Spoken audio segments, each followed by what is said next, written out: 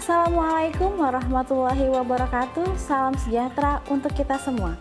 Perkenalkan, saya Aniza Hatuwitnia, SKEP Nurse MKEP, NIDN 11270191002.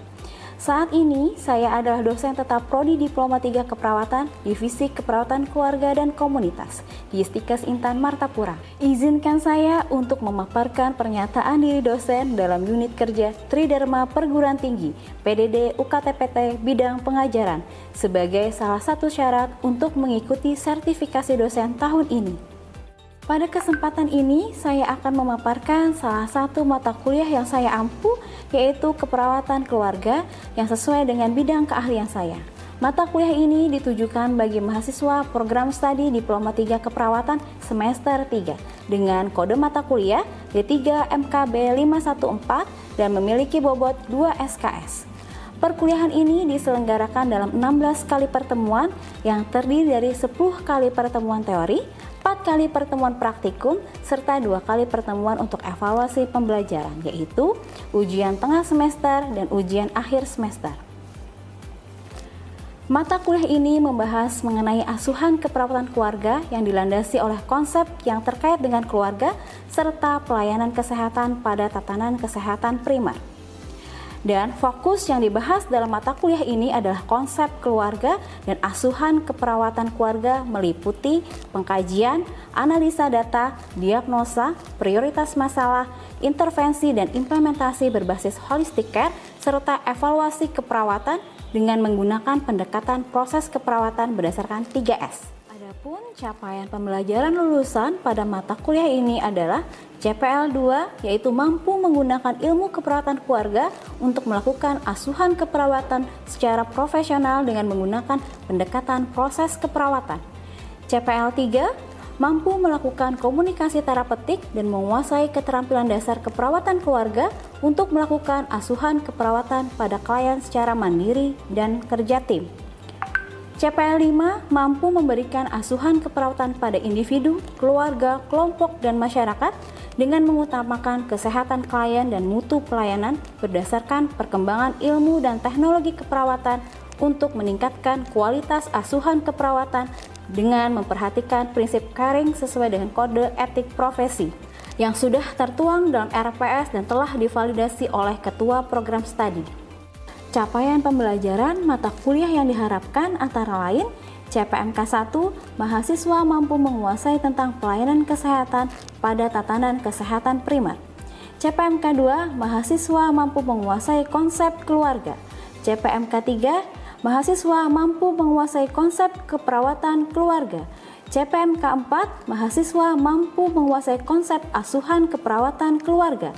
CPMK 5, mahasiswa mampu mensimulasikan asuhan keperawatan keluarga. Model pembelajaran yang digunakan dalam mata kuliah ini adalah experiential learning, problem-based learning, dan case study dengan metode presentasi aktif, demonstrasi, praktik, kolaborasi, kelompok, dan respon kreatif.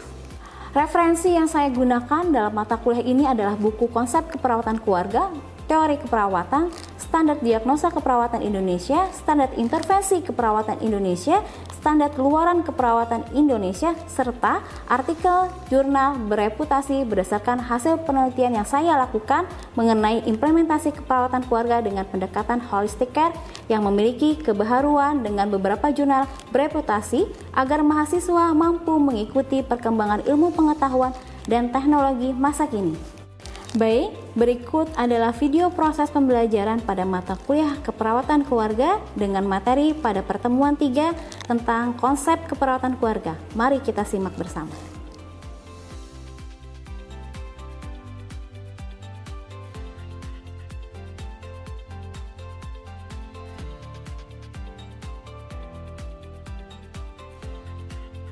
Assalamualaikum warahmatullahi wabarakatuh. Waalaikumsalam warahmatullahi wabarakatuh. Selamat pagi semuanya. Selamat pagi, Ibu. Saya isi daftar hadir dulu ya. Apakah semuanya berhadir? Hadir. Oke, berarti semuanya berhadir ya.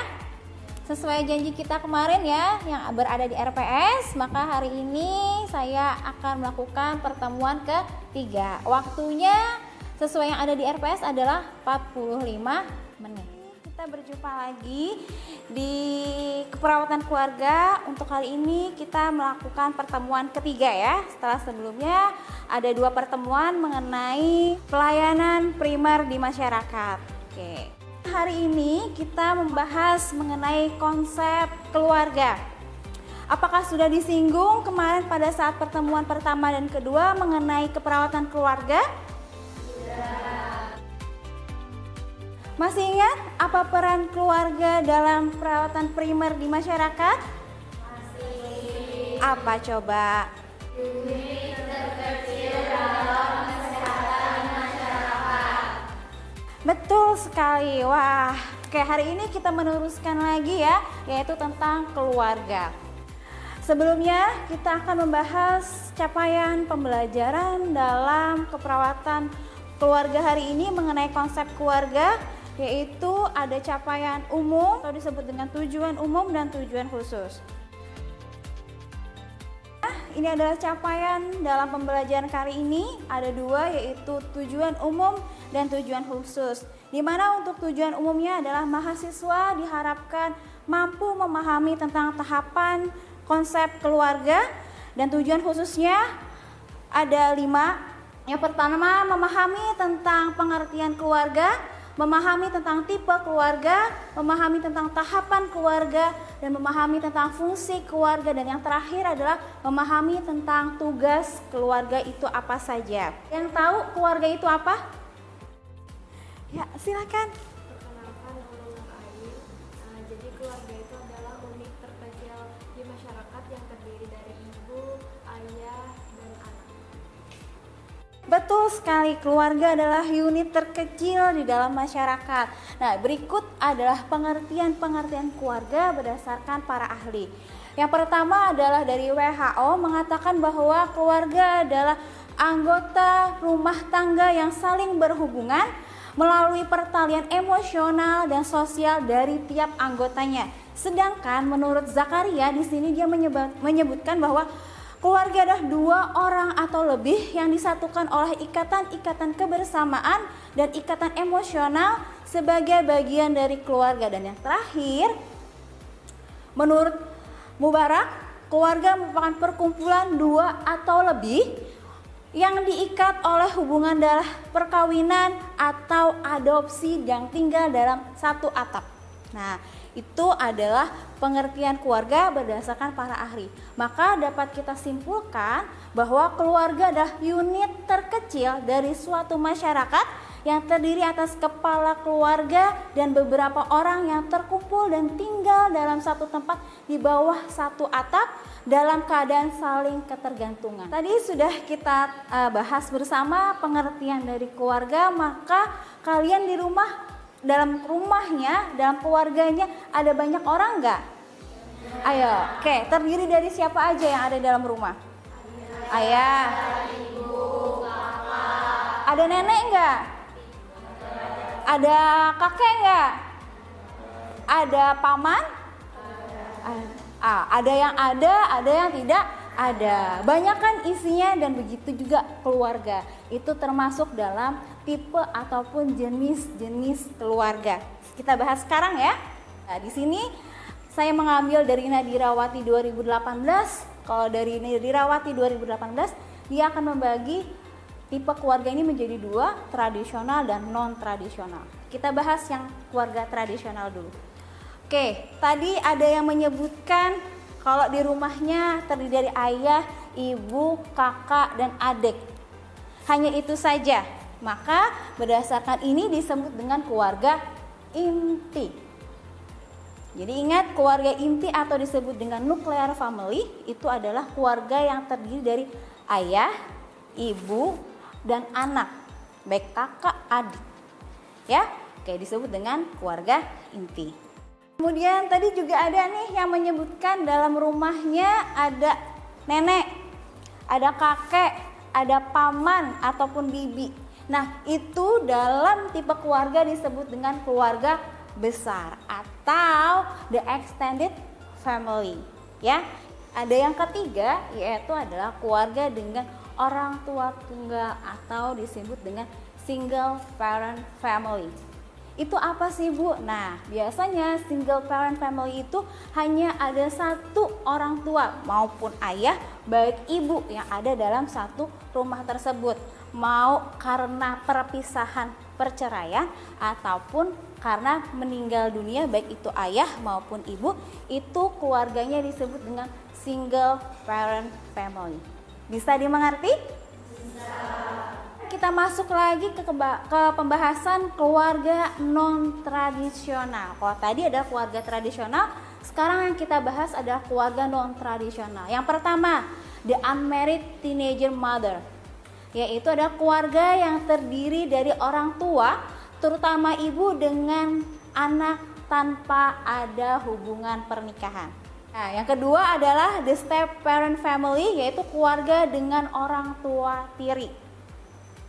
Yang ketiga adalah community family, yaitu beberapa keluarga dengan anak yang tidak ada hubungan saudara yang hidup bersama dalam satu rumah, satu sumber dan fasilitas yang sama, memiliki pengalaman yang sama, serta sosialisasi anak melalui aktivitas kelompok atau membesarkan anak secara bersama. Biasanya rumah dalam bentuk rumah rusun, di mana satu fasilitas umum bersama, ya, tempat masak yang bersama, WC maupun toilet dan kamar mandi yang bersama, dapur bersama, itu disebut dengan community family. Dan ada beberapa lagi untuk jenis keluarga non tradisional.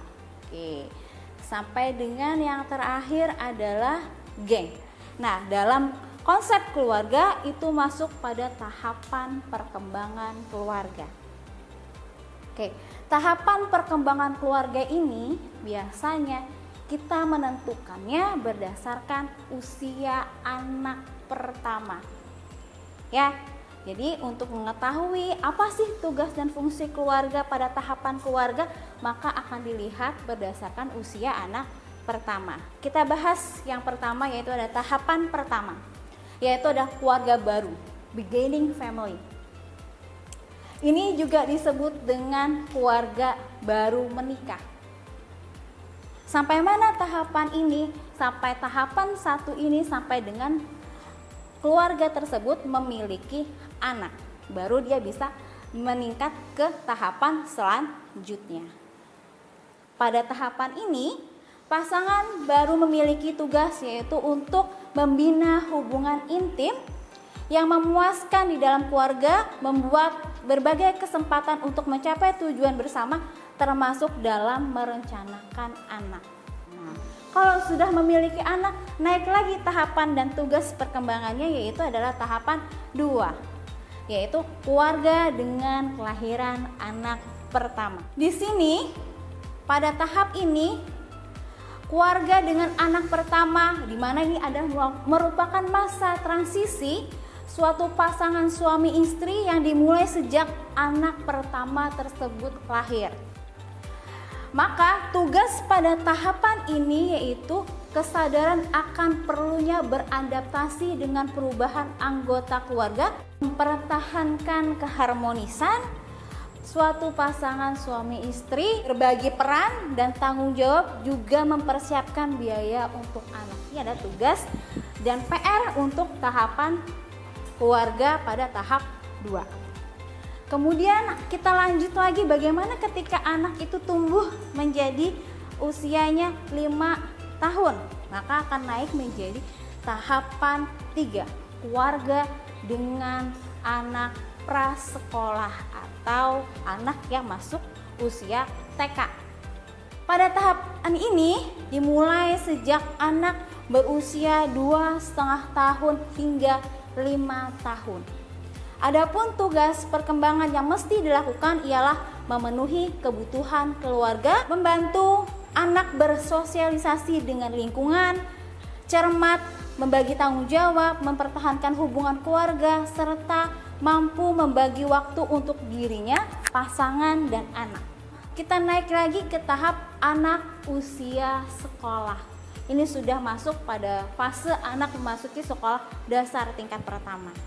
Disinilah anak mulai bisa bergaul dengan lingkungan, mulai bisa mendapatkan kosakata baru karena dia mulai sekolah, mulai terjun ke masyarakat yang awalnya tidak tahu bahasa gaul, maka disinilah dia tahu, dan dia tidak tahu anak ini bahasa itu baik dan tidak baik. Maka tugas orang tua di sini adalah bagaimana mengarahkannya. Kita masuk lagi ke tahapan kelima, yaitu keluarga dengan anak remaja atau teenager. Nah, pada perkembangan tahap remaja ini orang tua perlu memberikan kebebasan yang seimbang dan bertanggung jawab. Dimana pada fase remaja biasanya nih sudah mulai timbul rasa-rasa ingin memberontak nggak? Mulai timbul kan? Nah, disinilah tugas orang tua kalian sebagai keluarga, bagaimana nih caranya anak tetap bisa terbuka, bisa terjalin hubungannya, dan bisa saling berkomunikasi dengan baik. Kemudian masuk lagi ke tahapan keenam, yaitu keluarga dengan anak dewasa. Tahapan ini dimulai sejak anak pertama meninggalkan rumah. Tuh, contoh, kalian ada yang tinggal di luar kota? Ada dari kandangan, dari rantau, pelihari, dan sebagainya. Di sini ngekos. Nah, inilah tahap keluarganya, ada keluarga ke-6. Baik itu tujuannya untuk pendidikan maupun pernikahan. Nah, dan kita masuk ke tahapan ke-7, yaitu keluarga dengan usia pertengahan. Ini ditandai dengan anak terakhir itu pergi meninggalkan rumah dan persiapan orang tua memasuki usia lansia. Oke, yang terakhir adalah tahap ke-8 dengan keluarga lanjut usia. Ya, kalau usia lanjut ini adalah kedua orang tua tinggal sendiri, hanya sisa ayah dan ibu dalam rumah tersebut. Semua anak sudah pergi untuk sekolah maupun menikah. Sampai sini masih ingat tahapan perkembangan keluarga ada 8. Kalau tadi kita membahas tahapan dan fungsi dalam rumah tersebut, maka dalam keperawatan konsep keluarga ada fungsi tambahan dalam keluarga. Ini adalah 5 fungsi tambahan dan inti dari keperawatan keluarga itu sendiri. Fungsi afektif ini adalah bentuk kepedulian, saling aware, saling care antara anggota keluarga. Fungsi afektif, fungsi kepedulian antar anggota keluarga. Yang kedua adalah fungsi sosial. Di sini adalah keluarga, ayah dan ibu mengajarkan bagaimana cara bersosialisasi di lingkungan rumah. Kalau anaknya cowok nih, contoh kayak di ujung, sudah besar, pasti diajak nggak ikut turun ke masyarakat untuk gotong royong? Nggak, diajak. Kemudian yang ketiga, fungsi reproduksi. Ini adalah bagaimana ayah dan ibu kalian merencanakan untuk pertama, berapa sih mau punya anak? Jadi ini adalah fungsi reproduksi, perencanaan untuk memiliki keturunan. Kemudian fungsi ekonomi, ini adalah salah satunya, ada nggak keluarga memiliki tabungan? Salah satu contohnya mungkin kalau di daerah perkotaan ya, adanya asuransi. Dan yang terakhir dan yang paling penting, yang sering sekali ini yang berhubungan dengan masalah kesehatan di keluarga, yaitu adalah fungsi perawatan kesehatan atau pemeliharaan kesehatan di keluarga. Ada 5. Yang pertama adalah mengenal. Arti mengenal ini adalah kalian tahu nggak ini penyakitnya apa, tanda gejalanya apa, penyebabnya apa. Maka mengenal, fungsi mengenal masalah kesehatan pada keluarga itu bukan hanya sekadar kita tahu ya, tapi kita harus memahami nih hipertensi, tekanan darah karena ada faktor yang bisa dibuat, contohnya lifestyle, dan yang tidak bisa atau genetik. Kemudian apalagi resikonya apa? Jika tidak teratasi bukan hanya stroke, yang saat ini sedang marak adalah resikonya bisa mengalami gagal ginjal. Kalau sudah gagal ginjal gimana? Apa yang harus dilakukan? Cuci darah. Itu adalah fungsi mengenal. Jadi bukan hanya kita tahu di luarnya, kita tahu nih penyebabnya apa, ya. Kemudian resikonya bagaimana. Itu adalah disebut dengan mengenal masalah kesehatan. Yang kedua adalah memutuskan untuk perawatan. Nih, ada yang sakit hipertensi, apa yang dilakukan? Disuruh istirahat aja kah? Atau berdiam aja kah? Atau diobati? Itu adalah memutuskan untuk perawatan. Yang ketiga adalah bagaimana merawat. Ya, merawatnya apa? Merawat bukan hanya kita memberikan obat, mengantarkan, tapi menjaga bagaimana hipertensi itu tadi tidak terulang lagi. Kemudian yang keempat adalah memodifikasi lingkungan. Memodifikasi lingkungan di sini bukan hanya lingkungan sekitar, tapi memodifikasi bagaimana gaya hidupnya. Itu yang susah, mengubah kebiasaan. Dan yang terakhir adalah menggunakan fasilitas kesehatan, maupun itu maunya di posyandu, puskesmas, posbindu, terserah, maupun mau di klinik aja, terserah, bebas. Tapi bisa nggak menggunakan fasilitas tersebut dengan baik? Artinya adalah kontrol secara rutin. Kalau hipertensi bukan hanya obatnya yang penting, tapi bagaimana tekanan darahnya, stabil nggak? Jadi ada 5 tugas fungsi tadi, mengenal, memutuskan, merawat, memodifikasi, dan menggunakan fasilitas kesehatan. Gimana materi hari ini? Bisa dipahami? Bisa. Kalau begitu kita diskusi dulu, atau ada yang mau ditanyakan? Tidak. Oke, sudah dibaca? Sudah. Kalau begitu, siapa yang bisa menjawab tipe keluarganya ini tipe keluarga apa? Kan? Ya.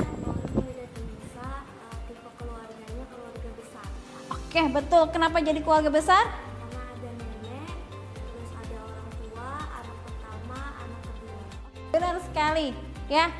Pada kasus ini tipe keluarganya adalah keluarga besar karena terdiri dari ayah, ibu, dan 2 orang anak serta ada tambahan nenek. Pada kasus ini tahapan perkembangan keluarganya pada tahap apa? Siapa yang bisa menjawab? Silahkan angkat tangannya. Ya, silahkan. Jawabannya tahapan remaja. Karena anak pertamanya berusia 15 tahun. Betul sekali ya. Kita bisa lanjut lagi sesi tanya jawab. Ingin bertanya mengenai materi hari ini? Ada Bu, tadi dijelaskan salah satu fungsi keluarga ada fungsi afeksi. Itu apakah bila ada keluarga sakit kita ikut merawat atau seperti apa? Untuk pertanyaan dari Auli mengenai fungsi afeksi, apakah kita dengan ikut merawat sama dengan kita melakukan fungsi afeksi? Iya, selain kita ikut merawat, kita juga ikut bagaimana memperhatikan, menemukan kasus, oh ini sakit atau tidak. Nah, itu sama dengan fungsi afeksi, karena bagaimana caring dan peduli kita terhadap sama-sama anggota keluarga. Yang mau bertanya, silahkan. Iya, silahkan. Ya, perkenalkan nama Rizko Amalia. Pertanyaannya, bagaimana kita bisa mengetahui atau menentukan tahapan perkembangan pada keluarga? Terima kasih. Oke, baik Rizko, tadi bagaimana menentukan pada tahapan perkembangan? Ya, tahapan perkembangan kita bisa lihat berdasarkan usia anak pertama di dalam keluarga tersebut. Ya, jadi misalkan ada 3 anak, anak pertama usianya adalah 15, 10, dan 7, maka tahapan perkembangannya dilihat berdasarkan usia anak pertamanya ada usia 15, masuk usia pada tahap perkembangan remaja. Oke, bisa dimengerti ya? Hari ini ya, bisa saya simpulkan dari pengertian keluarga adalah unit terkecil dalam masyarakat yang hidup dalam satu rumah yang memiliki ikatan darah dan emosional.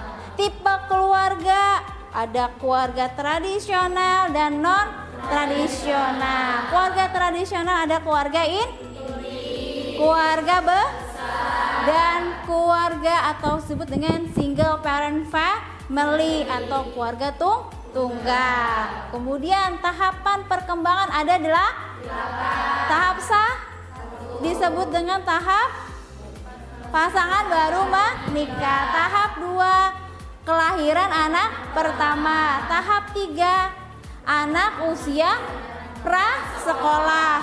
4, anak usia sekolah. Kelima, anak usia keenam, tahapan perkembangan anak usia dewasa. 7 adalah tahapan perkembangan usia pertengahan. Yang terakhir, yang ke-8 adalah tahapan perkembangan usia lanjut. Kemudian fungsi keluarga ada 5 tadi. Afektif, sosial, reproduksi, ekonomi, dan manajemen. Perawatan kesehatan. Perawatan kesehatan, fungsi perawatan kesehatan keluarga ada 5 juga. Mengenal, memutuskan, merawat, memodifikasi, dan menggunakan fasilitas kesehatan. Tepuk tangan untuk kita semua. Nah, untuk mengakhiri sesi kita ya, karena hari ini sudah sangat luar biasa, maka kita mau main kuis. Silahkan jawab kuisnya ya. Waktunya untuk menjawab kuis ini 30 menit. Silahkan nanti ketika sudah berakhir materi kita hari ini, silahkan untuk bisa dijawab kuisnya.